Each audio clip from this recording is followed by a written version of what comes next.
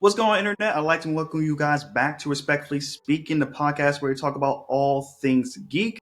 Thanks for tuning in into episode number 6. Now, before we get into the topics, if you are watching the YouTube version of the podcast on youtube.com/respectfully speaking, know this podcast is also available on Apple, Spotify, Amazon, and all other major platforms. My name is James, and I'm with my two co-hosts today, Jason and Malcolm. Now, we have a lot of topics to get through, from Disney's mascot finally getting into the public domain to popular children's shows from the early 2000s are now coming back to life. And it seems we now have the full cast for the live-action Minecraft movie. Now, without further ado, let's go into our first topic. So, Disney has had Mickey Mouse as his mascot since the 1930s, essentially. Steamboat Willie. He is officially now in the public domain as of this year, in the same year that you had Mickey Mouse enter the public domain. They announced a slew of stuff. We're talking video games and movies immediately. Now, I won't show the video game version because this is more so focused on the movie stuff, but they did release a trailer for the Mickey Mouse slasher. Now, before I release it, I just saw this funny image that I'm just going to show because I thought it was very interesting. It was, if I can find it. Here we go, right here. Public domain expansion. Mickey Mouse Clubhouse. All right, if you watch JJK, Jujutsu Kaisen, you know where that comes from. You know where that comes from. I just thought that was funny. That is pretty funny. Now, in terms of the trailer, here's the trailer.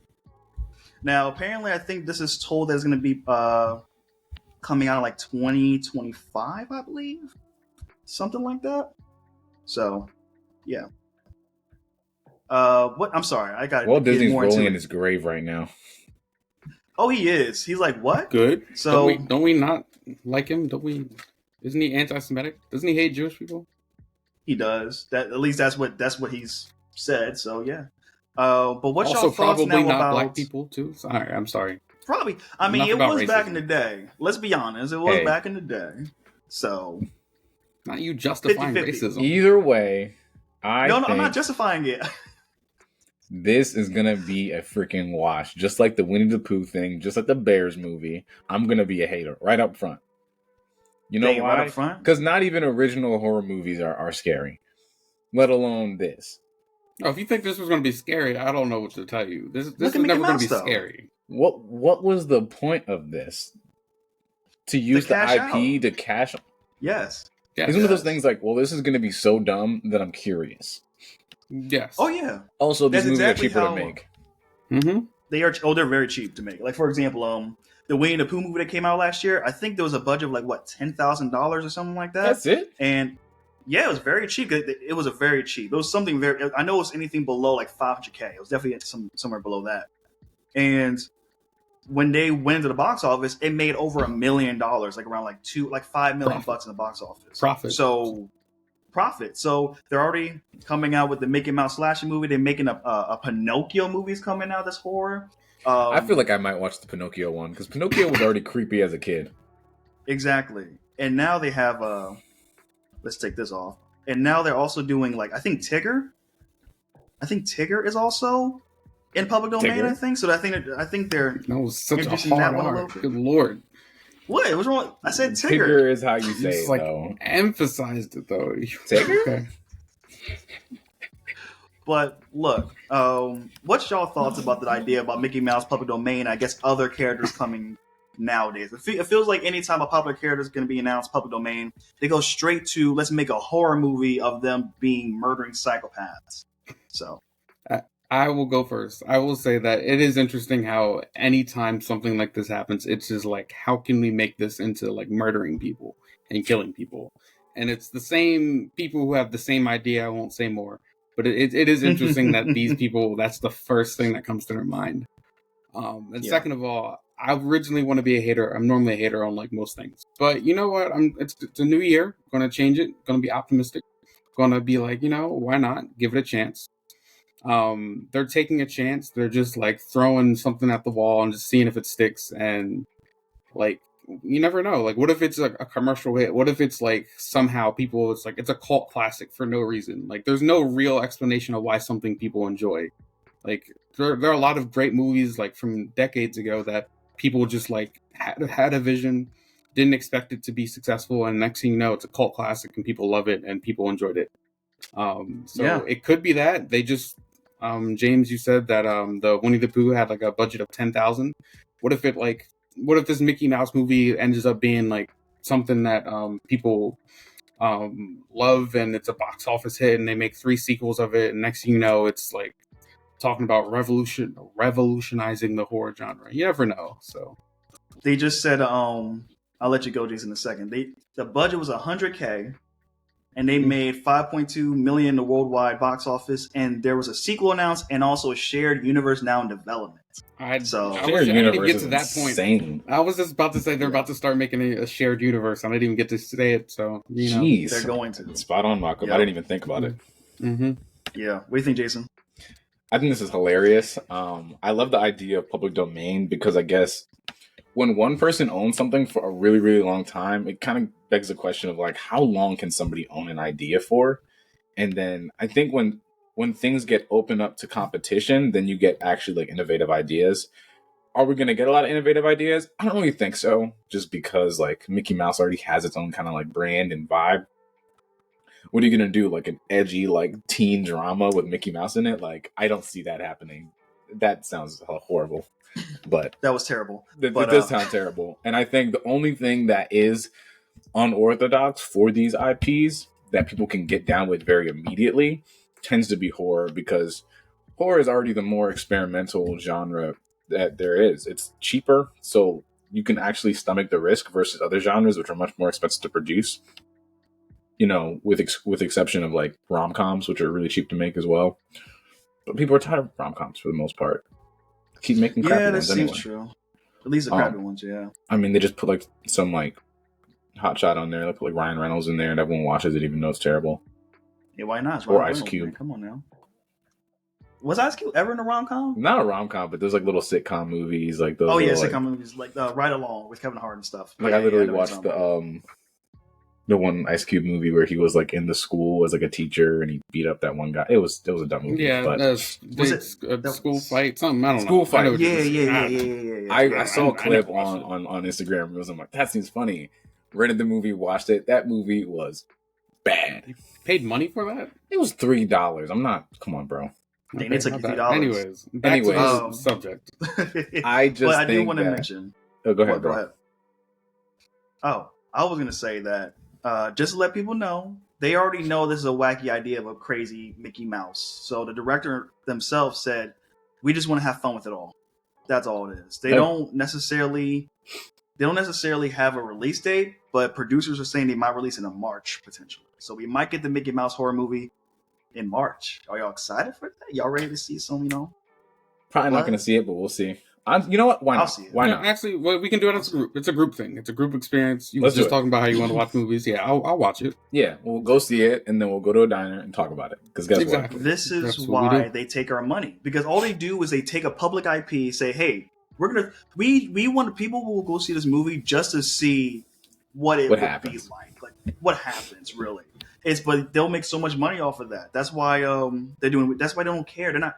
I think we're in a renaissance. Let me take it back. Actually, I think when it comes to public domain stuff like the Mickey Mouse is coming out, and I just told Jason before we started recording that Superman, Batman, and Wonder Woman's public domain will be sometime in the mid 2030s. Apparently, now of course it'll be the earliest iterations. It won't be the Superman and Batman that we all know now.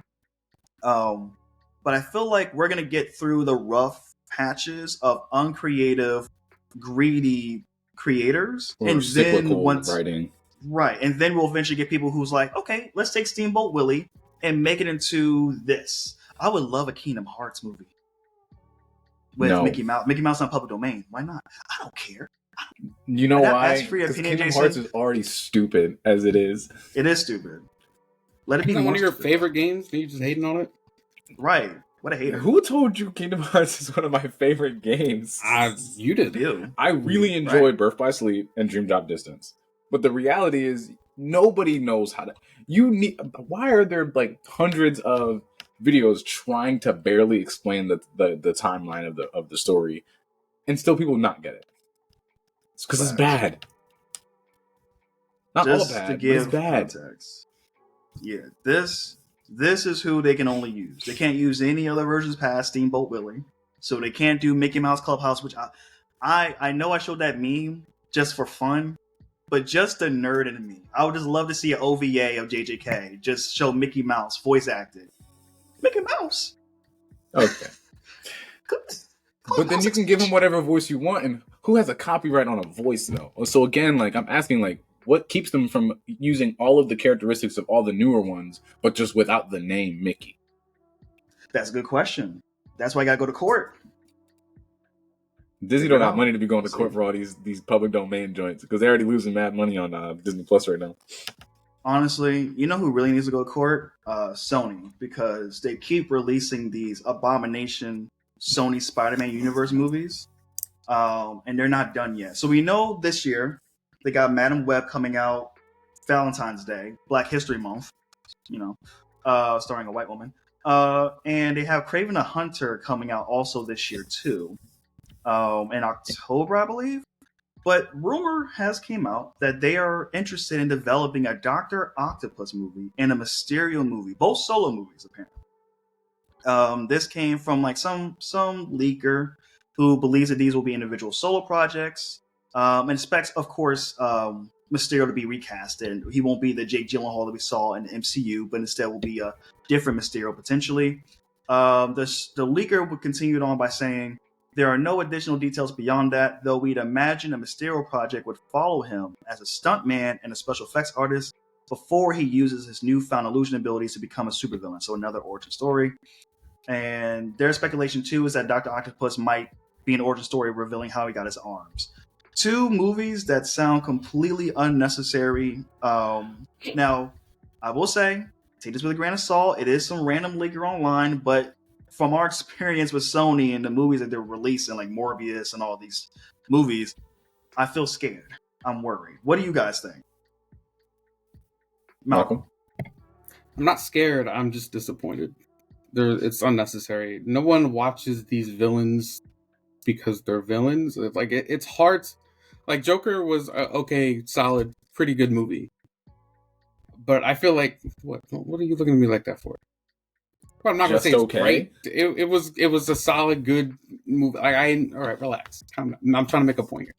My point is, there's very few villains you can make a movie and origin story about where it can be intriguing and interesting without the main hero of the story clashing with each other. Like, you didn't need Batman in the Joker movie to enjoy it, but you can't have a Doctor Octopus movie and not have Spider-Man or anyone. Like, what are we watching?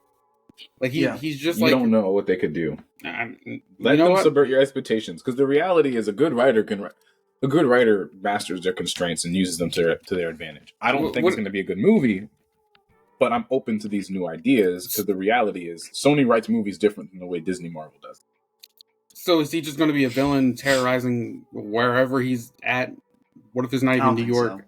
Or we can get a multifaceted view of complex villains. Most of Spider-Man's villains were well-intentioned scientists who went wrong. Yeah. We might even get a story that goes into the psychology of what goes on in his head as the actual Dr. Octavius is fighting against the chip that fried his brain. Yeah, but we don't know what you're asking Sony to make a good movie, though. So, but what is the movie about then, though? We'll see. This is just a leak. To be fair, To be very fair on this, though, it could be a route of like a tragic hero arc for Doc Ock. He is a well-renowned scientist who has a lot of praise. He's probably like a prodigy who's successful. Trying to make free energy. See, this is what I'm asking. Like, if this is like the plot, then that sounds more interesting. Where he's a good guy-ish in the beginning, and he's like trying to do all these nice things, and then Spider-Man the chip fried. Yeah, but then he has right. But as time goes on, he might have this one project with the arms. Like, he probably had this one project he really wants to make it work, but he can't get the funding for whatever reason. And the things he has to do to get the funding and the backlog and stuff like that kind of just makes him go on a decline to almost doing illegal activities that might make him turn into a villain, essentially, turn into a bad guy. Or So Superior Spider-Man. I would love to see a Superior Spider-Man adaptation. That would be beastly. It could work if if they do it right. I can see that. The Superior Spider-Man is the idea that he's pretty much he acts like Spider-Man. Essentially, he takes over Peter Parker's body. Yes, and then slowly, as being Spider-Man for a while, changes. He realizes what it takes. Right, he changes and he realizes what it means to actually have the powers of Spider-Man. But you can remove that Spider-Man-esque and focus more so on him having like these powerful arms and what that does to a human, I guess. But you know these predictions are going to age terribly because we just gave a good plot, a good synopsis, a good idea, and Sony's just going to be like, nah. And then we're going to like show this clip in like 4 years, and people are like, podcast. They should. Yeah, they should be.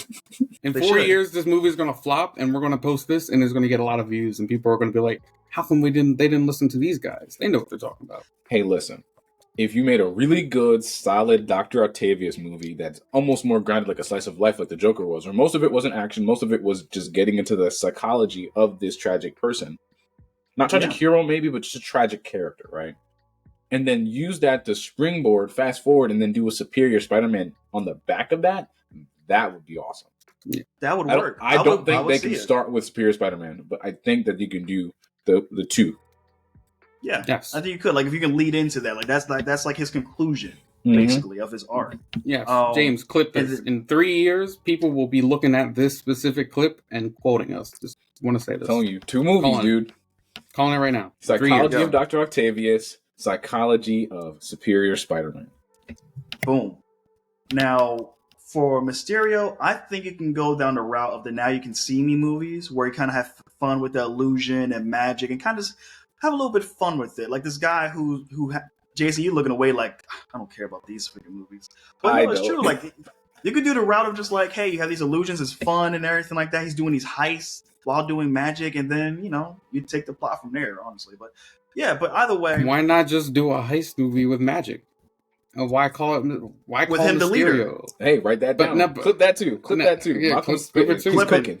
Give this man a Sony, are you listening to us? No, I need to be. Malcolm's cooking right now, yo. He's cooking. Now, let's see. Well, hopefully Sony, they can, work things out, and hopefully they have a good idea to do this, because if they're trying to build to a Sinister Six, and we'll see how that goes. Now, the next thing on the list is a movie that me and Jason watched 2 years ago, and it did really well in the box office. Tom Cruise was very happy. So they say, you know what? Let's run it back again with Top Gun 3. So Paramount is trying to do another third film of the franchise. The Top Gun Maverick co-writer is coming back to do the script. Also, the director is also coming back as well. Some people did think this was probably like Paramount trying to leak something early, because there were headlines that did come out early this week that I didn't really put on the show notes. But Tom Cruise signed a deal with Warner Brothers to produce original films and franchises. So a lot of people think Edge of Tomorrow, which is a fantastic movie, might get a sequel now, because now he's coming back to Warner Brothers. But Top Gun, but I think Paramount said they was working on this for a while. It just got announced now. But with all that being said, how do we feel about Top Gun 3, Malcolm? I don't think you watched the Top Gun movies. Okay, so this is probably me and Jason to have a conversation then. Jason, your thoughts, quick thoughts on Maverick, and then this sequel. Do you think it's worth it? Do you think it's needed? I don't think it's needed. I think it's one of those things where it's a very safe bet, because it's not necessarily hard to write stories like that.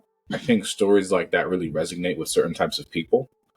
I think it resonates in a very like coming of age, campy, like you can do it, self-determination. And I think we never really fully get tired of those type of movies so long as we don't have them oversaturated. I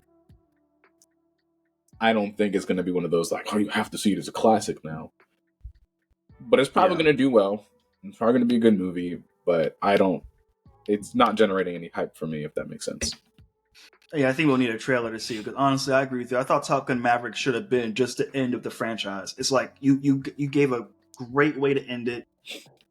Why would you continue on moving forward? Unless I don't know what else you could do with Maverick's character, with Tom Cruise. I mean, you already played like the old guy angle, like, oh, you're out of touch. You're not really you're not the new hot young recruit now. You're now the old guy. So what are you going to do? Make him like an old guy. And I don't know. So Just we'll make have to him see. like Rocky in the Creed movies. Literally. So we'll see how that goes. Yeah, well, I mean, I will say that even though I didn't watch either of the movies, it's kind of funny how I really like Tom Cruise, and I think he's one of my favorite actors, and those are like the only movies I actually haven't seen of him. I heard Top Gun, the original one, 1980, was ironically Classic. one of those movies that like people enjoyed a little bit, but like it wasn't an expected blockbuster. If you know what I mean? Like they didn't come into it like people were like, oh, this is going to be a great classic movie, but like people love it. And I heard that the story is like kind of like a one-off. Like no one expected a sequel. So like when I heard that they were making a sequel 40 years later, it was kind of like, how are they going to do this? In my head, like I said, I never watched it, so I was like, how are they going to make a sequel to a movie that didn't need a sequel? But apparently it was great. You two loved it. It was the movie of the year. Like people absolutely praised it. So I was like, great. I'm glad it worked. But they're not going to do a third one. So, I keep doubting them, but who knows? Trilogies are harder Maybe to I'll pull watch off it. than first sequels, though. Yeah. I think they're probably trying to. I think that's one good thing about the Top Gun, I guess, franchise. Now we're going to call it that. Is that they always do one-off. They just make a story, end of story, and then that's it. And then they'll start with a whole brand new story and do the same process instead of leaving seeds to actually continue moving forward, which is pretty nice. So you're right. The first Top Gun, you didn't need a second one. You truly did not need one. But they found a way to make it work. So I trust Tom Cruise. I know if I see a Tom Cruise movie, I'm going to enjoy some action. So Jason, did you see the first one? Oh, so you watched the second one and enjoyed it, even though you didn't see the first one. They did a really good job of making it clear the most important things that happened in the first movie and why it was important. Like you can tell, like, oh, this character was definitely in the first one in a meaningful way, but I don't really know him. But he was meaningful. Okay. And then you knew the one guy's dad, blah, blah, blah. And then he ended up being under Tom Cruise. And I'm like, oh, that's cool, whatever. Like, again, like, it just goes back to the sign of a good movie. If you can make a sequel without needing to watch the first one, but it's still a good sequel, I think. Bingo. Yeah. Because again, too many of the movies we watch nowadays have too many prerequisite courses at this point. It feels like I'm taking college courses, especially with Marvel. To watch a movie. I know I didn't add that in the notes, so I'm not going to harp on it too much, but Marvel did announce that on their Disney Plus that all the Netflix shows from Marvel is now canon to the MCU now. Which Daredevil, Iron Fist, Luke Cage, Jessica Jones are all apparently now canon to the MCU, which means if you want to watch a new Daredevil series that's going to come out like next year in 2 years, you better watch all those 3 seasons of Daredevil. You might as well watch I'm not doing Luke Cage. They lost. Some people were saying, like, hey, it's good though. They said some fans were saying they only had a problem with it when it was like with bad content. And for me, I'm like, regardless if it's good content or bad content, you're still telling people to put homework for one piece of media. Regardless, that's a lot for people who are working to do. I still haven't seen Shang-Chi in like 3 years. So really? I don't need to. Exactly. No, I've seen the movie. I haven't seen him back on the screen because he hasn't showed up. Yes, exactly. And he's supposed to actually be more important than a lot of these other characters we keep frontlining. Especially with his power set. Shang-Chi trained like a third of the MCU in the actual comics, but we have not seen this man since. And his rings too are part. Like the post-credit scene was like, "Oh, these rings are actually very important, very powerful. Let's talk about it. Where is it at?" Yeah, whatever. So we'll see. Now, speaking of which, now the next movie is more of like a horror movie. Again, the sequel, Megan 2. Jason, did you see it or did you not see it? You did see it. Okay, so Megan 2 is officially announced. It was supposed to come out next year, I believe, and based on the description, it says that it seems to go like the Terminator 2 route, with the antagonist from the first film, Megan, is now trying to protect the two women in the first movie, the Guardian and the daughter, against the newly created robot called as Amelia. Okay, that sounds amazing. Now I want to watch it. Now I want to see the first one. So they're just like rehashing an old idea and then putting it back on the screen. And you're just like, wow, but it I love this. Sounds stupid enough that I love it. James, I was wrong. That sounds great. This might be my new favorite franchise. I mean, favorite franchise is strong. Anyways, okay. I'm not against watching it. I enjoyed the first one. Again, grounded expectations. I liked it. I really liked it a lot. And I said when I was done, I think me and Kevin went to go see it too. And me and him both agree, like, this is a franchise that I could see them make. They have a good premise here with a good good antagonist, where you can make a good 5, 6, 7 of these movies, and I'll still love it because it's AI, it's technology. They can be anywhere and anything. It could be an airplane, it could be a smart house, it could be a phone, it could be a building, it could be anything you want to make it. Let's do it. Who cares? Like, let Chucky was around. You know, we love Chucky, the little knee doll, but there's a new doll in town. Her name is Megan. Okay, so Megan I'm is excited to check Chucky. it out. Yeah. Jason, Literally. did you watch the Terminator movies? I don't think you did. I watched the first one and I thought it was amazing. Okay. It held the up. the second one's even better. My first watch of the Terminator, which I watched 2 years ago. Mind you, I have no nostalgia protecting it. I was like, this movie is like interesting. The phone book is hilarious. Anyways. So if you like Yes. the first Terminator, you'll love the second one. And if this is Megan, the same concept, then I think it's a fun little thing. I always said Terminator 2 is one of those things that a lot of people agree. Like, that's one of those rare sequels that's better than the originals. Like, the original is really good, but the sequel is like, it takes the foundation and keeps it better. Yes. It's really good. I really enjoy it. And Terminator 3 is still a good movie. I don't care what anyone else I'm says. going to watch Terminator 2 sometime this year. We should watch it together next time. I think that's a good idea. Should watch Terminator 2. Yeah. Mm-hmm. All right, cool. So we'll be on the lookout for Megan 2. For that's supposed to come out. Wait, when does it come out? January. Next January 2025, I believe. Okay, all right, yeah, perfect. So hopefully we see some progress and more updates about that. The next one, we have another horror coming out, but this time from one of my favorite directors of this modern era right now, who released some movies I really enjoyed, Jordan Peele. He came out with just a little update, just something a little bit about what his next movie will be. He left a quote saying that, quote, "This has been obviously, it's been an interesting year because the writer's strike has had me in a state of listening, and that's where I need to be. I do feel like my next project is clear to me, and I'm psyched that I have another film that, could be my favorite movie if I make it right." Now, based on what I was reading the article, I think it was saying that Universal is planning to release this movie sometime in the fall of next year, 2025. So it sounds like he might already have his story written and he's just waiting to start shooting it. I'll go first talking about this movie a little bit.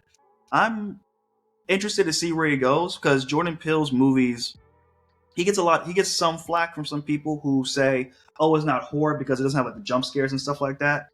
And for me, I always say horror is more than jump scares. It's about the tone and atmosphere of your movie. So he captures it very well for me. It may be more suspenseful and more thriller, but it does have a horror vibe to it. I will say for me, I know some people probably disagree because I know his last movie was very divisive. For me, I think Nope was his most abstract, but also one of my most favorite films from him than Us and Get Out. I think Us and Get Out are really good, but I think Nope is him trying to say, I'm trusting the audience to see what I'm writing, what I'm presenting in these multiple layers, and hopefully you can see what I'm trying to tell you. Some people either got it or didn't got it, and some people just didn't like it for even if they didn't understand it or whatever. But we've seen him do Western. We've seen him do like Family with Us. We saw him do like this psychological, I guess, kidnapping with Get Out, basically. So I wonder what he'll do next. I would like to see him do a sci-fi horror piece. I would love for him to do sci-fi horror. Jason X. Jason X, but better. I think Jordan Peele is an amazing writer. I do think you're right. He pushed the envelope and really expected a lot out of the audience with Nope. I guess its lack of receivability has a lot to do with the fact that he expected more of his audience, but I think again, like, he does a really good time because he thinks a lot about like what generates suspense or what is the source of suspense or fear or dread or whatever, and then he puts that into a movie and he chooses really good actors to pull that off. Yeah, but yeah, he does. I'm in a we'll see mode. Okay, cool. We'll see.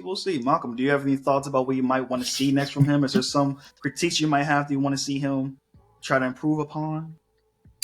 No, I think he's a great director. No? I was going to say I would like to see more of a mystery, but he already has that mysterious element. He does a good job of balancing comedy and horror in his movies. Good job of tackling certain situations that, like, I think some directors are scared to go in that direction, and I really don't have anything. I think he does what he does really, really well, if not great, and I don't think he should change anything. Just keep being him. I just wonder what he's going to talk about this time. Because Nope, it was a lot about like animal abuse and the strive for attention, how far you'll go to seek attention. Us was definitely about the idea of like the world and how I guess, pretty much like I guess like how we view the world or how the world should be or something like that. I forgot. It was seen people and unseen people. Seeing people, you're right. Like people who you don't really notice, you don't really recognize and stuff like that. And then Get Out was just racist. I'm kidding. Just real quick, I do love the little twist with the Get Out thing. It was like, no, they don't hate black people. They're not racist. They're like, no, black people, like you guys are just you guys have DNA, you guys have genes that like are dope. We want that. It's scientific racism in a backhanded compliment, bro. Basically, scientific racism, essentially. So we'll see. Now, next up is I grew up on this show. I don't know if you guys grew up on this show. Paramount is announcing a live-action Danny Phantom movie, reportedly in the works. Now, if you guys grew up like me, you guys used to love that. Okay, yes. The theme song. Bro. I love it. I love the Danny It's a Phantom top 10 theme song. It is. Top 10. However, top playing 10. Playing the trailer. If you guys never heard of Danny Phantom, if y'all like Generation Alpha or Gen Z, but like later years, Danny Phantom is pretty much about a kid who, as the theme song shows, he came from like parents who were really trying to discover like another like ghost or whatever, ghost hunters. He went in there, he turned it on accidentally. Well, he didn't, not accidentally. He turned it on. Now he got these powers mixed with his DNA, and now he can turn invisible, fly, do all these things. He's kind of like just another superhero, man. He's such a unique superhero. I just like a kid ghost that can turn back into a regular kid. Yeah, I don't think maybe I'm wrong, but I don't remember hearing anything like similar to that beforehand or after. It was truly original. Not at all. I will say that. Yeah, truly. That being said, stop making stupid live actions. No, I don't want to see this. I'm not watching. This could work in live action. I'm not gonna lie, it could work in live action. It probably could, but I'm not watching it. The whole premise of Danny Phantom is goofy enough that it's gonna give me like 2015 live action Disney vibes, and I don't really want that. You mean like all the stupid shows that came out? Who's that guy who played in a live action Timmy Turner movie? Drake Bell? Drake Bell when he played as Timmy Turner. Oh my god. It's gonna be giving that energy. It's gonna be giving that. It could be, I don't know how they're gonna do it. It's all about the tone for me. It's all about the tone. They gotta make it, Jason. It can either be super serious, or they can just be like, "Hey, look, we know it's a stupid premise of a kid who's pretty much a ghost with powers. We're just having fun with it, you know." Man, who was at Paramount Plus pitching this crap? Listen, man, don't be hating, bro. Who is at Paramount Plus? I'm saying right now, if this movie does well, Warner Brothers, I think they own the rights to this character. Warner Brothers will fast track a Ben 10 live action movie, because then it'll be like kid superheroes are the new wave now. So let's get Ben 10 up in here. I would see Ben 10, but that's different. You'll see Ben 10? Ben 10 is actually written really, really well, to the point where if it's in live action, the only thing you'd have to deal with is the CGI costs. So the production value would be contingent on how much money you can throw at it, opposed to the writing. I would rather these ideas not be so limited on money, but really carried by writing. But then we're just going to throw a bunch. How much they, bingo. How badly they want to. That's why these live actions of things that are easy to animate or easier to animate than put in live action without it being jarring, as for me, is just like this trend that I just can't agree. I can't get behind. I probably would watch an animated Danny Phantom movie now. I guess the only thing is that like, would they do it like as adults? We'll see. I hope Danny Phantom is not one of those shows where it's like it was made for its time, but it's not transcending, you know. But we'll see how that goes. Next up, I know a show that you guys were definitely singing that theme song with y'all kids. Selena Gomez is returning, also with what's the guy's name? David Henry, who played her brother, the older brother. They are doing a Wizards of Waverly Place revival with her returning. Now, they made it clear that it will be executive produced by Selena Gomez, but she won't actually be in the show like that. She'll actually be just guest starring mainly. It seems like it'll be picking off more so with David Henry, the older brother. It says it picks up after a mysterious incident at WizTech, where an adult Justin Russo has left his wizard powers behind, opting for a normal human life with his wife and 2 sons.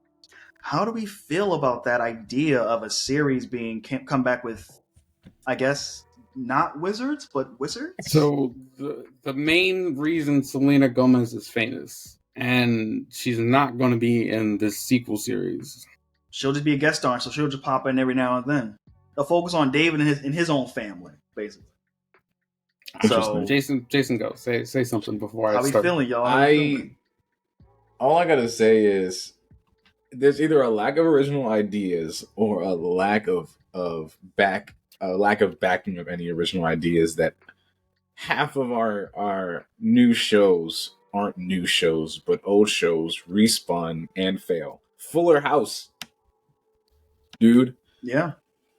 What the heck? I mean, Wizards of Waverly Place, live actions of everything. Why can't we The make live new action Kim things? Possible, right there. See, I would watch a live action Kim Possible. no, they made one. They made a live action. How did I miss this? Good. I it was didn't a watch while it. ago, wasn't it? It was like years ago. Yeah. When? It was back in what, 2000, early 2010s, right? Oh, that's probably why I missed it. I mean, it was like, Yeah, it was like Ben 10 also had a live action movie that was also bad too. Yeah. so in general, live action adaptations it came out 2019. Came out 4 or 5 years ago. It did. Oh, Yeah, live action Kim Possible. Oh, we were in college. That's probably why I missed it. Yeah, there is. Oh my gosh. Anyways, my honest thoughts are whatever. I don't care. I'm not watching it. I promise you, I'm not. I don't know what it would take for me to watch this. There are shows I actually want to watch that I don't watch. That's true. This is probably something I'll watch like if I'm bored and there's nothing else to do with my life. That's got good ratings. The Kim Possible live action. 7 out of 10. Avatar. I got 100% on Rotten Tomatoes for for the reviewers. The audience gave it a 28%. Golly, those reviewers were bought. Hold up, this is Kim Possible. You said they were bought. Why are you being a hater, Jason? No, how is there 28% and 100%? No, 100%. 100%, bro. Hey! They were like, "This is a banger, bro. This is a hidden classic." 100%. You don't find that suspicious? That is shady. They were bought. Bought, bagged, tagged with the receipt. Boy, I don't know what to tell you. They ain't said tagged with the receipt. That's crazy. You looking it up? I am looking. I heard it. I sent it to you. I sent it to you. Oh yeah, I see it. Look at that. Wow. Wait, critics gave it 100%. Oh, they gave it a 7.5 out of 10. Critics did. Audience gave it a 2.1 out of 5. Ugh. That's crazy. Ew. Who's Athena again? Do we know Athena? Do you remember Athena? No. I forgot. Who's Athena? I don't know, but I guess it's the third girl in the poster with them. I see Kim and Ron, and then some third woman, Athena. Spending way too much movie on. Let's move on. This movie is not Look, it. I'm just saying, bro. Did he have at least the girl with the black lipstick in there too? Did they at least have her in there? I closed the tab. Let's move on. They better. All right, let's see. All right, so anyway, moving on, because Jason hates Kim Possible. We have. I don't know. She was in there. We also have a new announcement coming out. They are coming out. Studios are coming out with multiple ideas to do adaptations. They said original ideas, maybe every now and then, but right now the game is adaptations, and we talked about it earlier last year, after the Marvel movie and all these Last of Us and anything like that. The new route is not comic books anymore; it is video games, and we're seeing it right here with Until Dawn, a horror choice-based game is getting its own live-action movie adaptation. Now it's going to be starring. I said starring. There's no cast. I'm sorry. The filmmaker heading this project is David F. Sandberg. Now, you might be wondering, James, who the heck is David F. Sandberg? Well, I'm glad you asked. David F. Sandberg, he was a YouTuber that made short films. It's one of his films on YouTube called Lights Out. Caught the attention of movie studio, New Line Cinema, who's underneath Warner Brothers. And ever since then, he's just been like that horror guy. He also was handling like the Annabelle project a little bit. He then was tapped on to do Shazam 1 and Shazam 2, so he directed both of those movies. After he's done with those movies, it seems like he's going back to his horror roots, and he's going to be partnered with the screenwriter Gary Dauberman, who wrote behind the hit horror series such as It, Annabelle, and The Nun. So, what are we thinking about? First of all, my first question: have you guys ever played Until Dawn? I played through the whole game. I would love to see this adapted. You would love to see it adapted? Oh, 100%. Okay. Especially by these guys? Oh, of course. Yeah. I think Until Dawn is one of those games where it's very choice-based. So you can really... Malcolm, have you played Until Dawn or no? No? But, yeah, like, what is it? No, I don't think I ever played it. No? Okay. So if you ever played those games before, it's one of those games where you can choose... There's multiple endings to the video game, and it is all based on what you choose. So there might be a route that might be faster, but it might be more risky. There might be a route that's more slower, but it could be safer. But it might be a time constraint, so you got to choose which one you want to deal with. And there's rewards and consequences for your actions. Now it's based in like some mountain lodge. I won't get too deep into the plot, but it's a group of young adults who come to a cabin that someone owns, and there's a killer apparently on the mountain that's on the loose, and they're all trying to survive the night until dawn. So, yeah. Depending on your decisions, the number of people you start off with is going to be different from the number of people you end up with. And the goal of the game is to make it to the end of the game with as few people dying along the way as possible. There are multiple routes to the game based off the whole idea of the butterfly effect. Yeah. With different clues throughout the game. The way the game is set up, you can actually play. It's designed to be played multiple times. And you can actually, after you finish the game, go back at different steps of how far in the butterfly effect chain that you went, and then redo things. Yeah. But that's only after you finish the game you can go back. But the whole premise of it is play the game multiple times and see which decisions led to what, and what are the implications of those. Like you said, like faster route, safer route. Sometimes a faster route means you slip and die. Sometimes a faster route means you made it in time and saved somebody, but you don't know. Yeah, you won't know. You won't know. And also in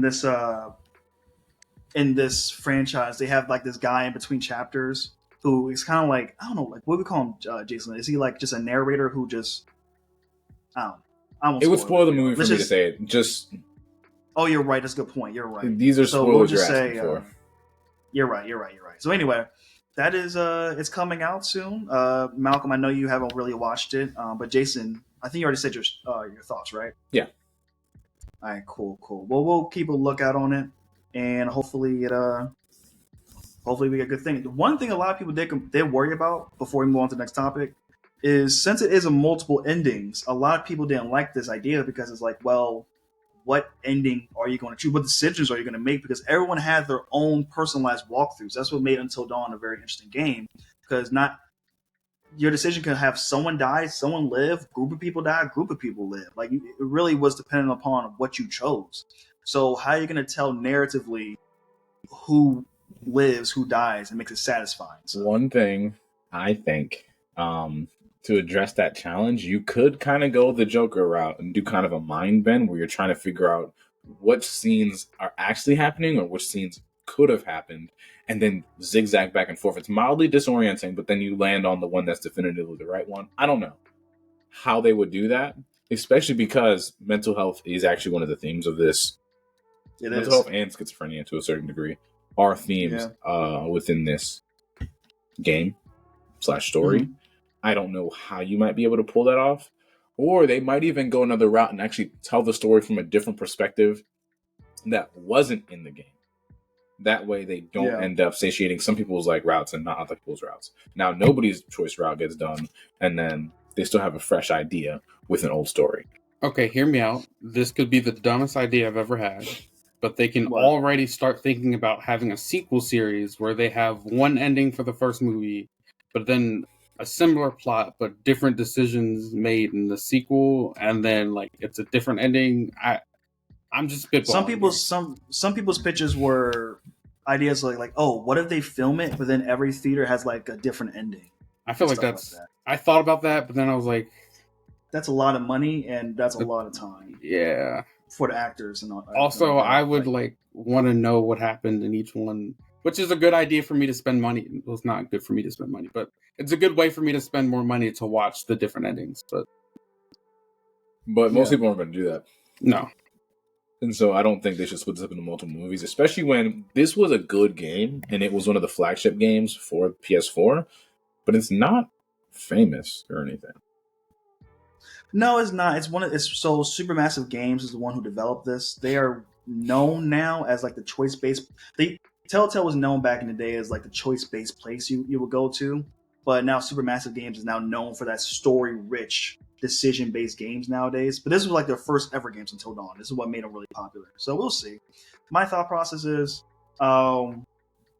just make the movie how you want to. I don't know what the arc would be necessarily, because I don't think this game necessarily has an arc. It's just, like Jason said, mental health and schizophrenia. There's a lot of themes and there's a lot of clues. Yeah. Because essentially, I'll at least say what happens in the beginning chapter just to give context. The beginning chapter, it's essentially a flashback. This group of friends, they go out to there's 3 siblings, cabins. 2 sisters and a brother. They are from a rich family and they have a cabin in the mountains. And essentially, a bunch of young people hanging out, and they pull a prank on one of them. The prank goes way too far. One of the twin sisters runs out. And the other twin sister chases after her, and they both go missing. Fast forward to the present. The youngest brother who was left behind, he's like, oh, it'll be good to get some closure. We're all coming back after the tragedy that happened last year, blah, blah, blah. And the rest of the game is a mystery that you were trying to uncover, like what actually happened between the sisters. Where are they? Did they survive? Did they not survive? And then also, what's creeping in the mountains? How is everyone in their collective dynamics dealing with this? Because they all have different complex relationships webbed together. Like some of them, Mike and Emily used to date, but they did not. And then Josh was there, but he's kind of a pushover. Things like that, right? The way Jason describes it, it could be a really juicy movie with a lot of stuff to talk about and a lot of things to do. It depends on, do you want a cash grab or do you want to tell a really good story? I hope they go the good story route. This movie wouldn't be expensive enough to not go the good story route. Yeah. So we'll keep an eye on it and see how it goes. Now, with the final thing I want to talk about is the one that I know Malcolm and Jason grew up playing, because I never played. I've never played this game. Not once in my life. Minecraft is coming out with a full live action movie. They actually announced pretty much, I think, the full cast at this point. It's going to be made by Warner Brothers. I think the release date for the project is April 2025, so next year. They have Jason Momoa casted, Jack Black, Jennifer Coolidge. If you don't know Jennifer Coolidge, she was Stickler's mom in American Pie. Kate McKinnon. If you saw Barbie that came out this year, she was the broken Barbie that had all the makeup and just a wacky Barbie. That was her. And just many other people.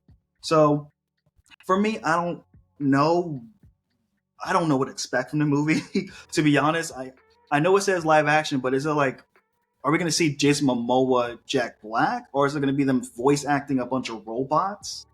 I don't know, because Minecraft isn't it's not us, right? It's Roblox. It's like blocks. You know what I mean? Don't insult Roblox like that. Don't do that. So I've never played Roblox and I've never played Minecraft. Have you played Minecraft, Malcolm? A little bit, but against my will. Nah, I never. I don't have anything against it. I just never played it. I think it's cool. I have everything against it. He's a hater. That's all it is. I'm such a huge hater. I don't understand how anyone likes that game. I don't understand. I never saw the appeal of it personally. It's a playground where you can create your own world. Yeah, that's pretty much the truth. Yeah, that's the appeal of it. It's just the worst graphics ever, and people. You know what? I'll say this. I'll be honest. I hated art and being creative growing up. So the appeal of having an open world of creating your own thing, you can do anything you want. Boring. Don't you make me creative? How dare you? I think differently. I liked stories where it was a game or a puzzle where I can solve something, but it was just an open world where you get to mine things and figure it out. But it was also the worst graphics I ever saw. I was like, why would I ever want to play this? But everyone was like, oh my gosh, I can create my own house and tunnels and things. And I was just like, I don't care. I could not care less. But I happened to have most of my friends growing up loved playing it. And they were like, you should get on. And luckily it was free. Never pay money for that. So I would download it for free, and like I would play, and I would just be like, all right, I'm bored after like 5 minutes. Only time I had fun was when like I got to like go underneath and like mine a bunch of different diamonds and like pickaxes, and I was like, okay, this is kind of cool. See, But then, that like, Peele is getting to you. it was only fun when I had other people to play with, and they were like, oh, I need these different things. Can you get this for me? And I would get it for them. That was it. And then they would build their own houses and stuff. But like after that, I was like, why am I playing this? Why am I wasting my time? Roblox, lit. 10 out of 10. I think I played the demo and I was like, this is boring. This I'm game gonna is go not back and play free. GTA. What are you talking about? Minecraft? Well, I got it for free. Maybe it's free on Xbox. My bad.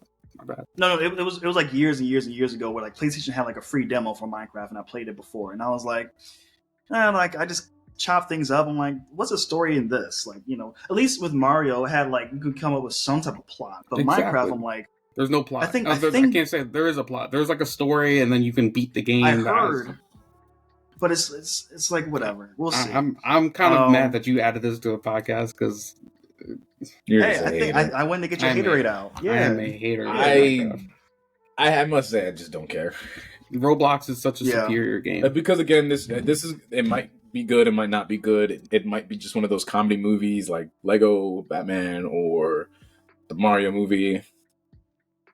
We'll see. I can guarantee I'm not watching this. Do not invite me, James. Don't buy me a ticket. I'm not watching this movie.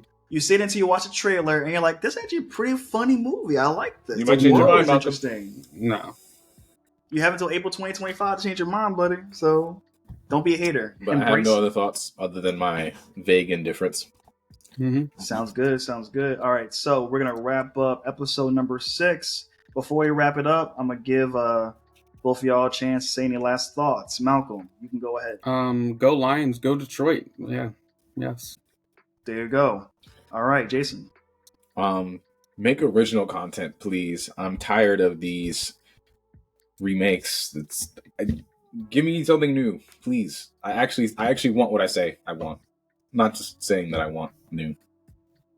Interesting.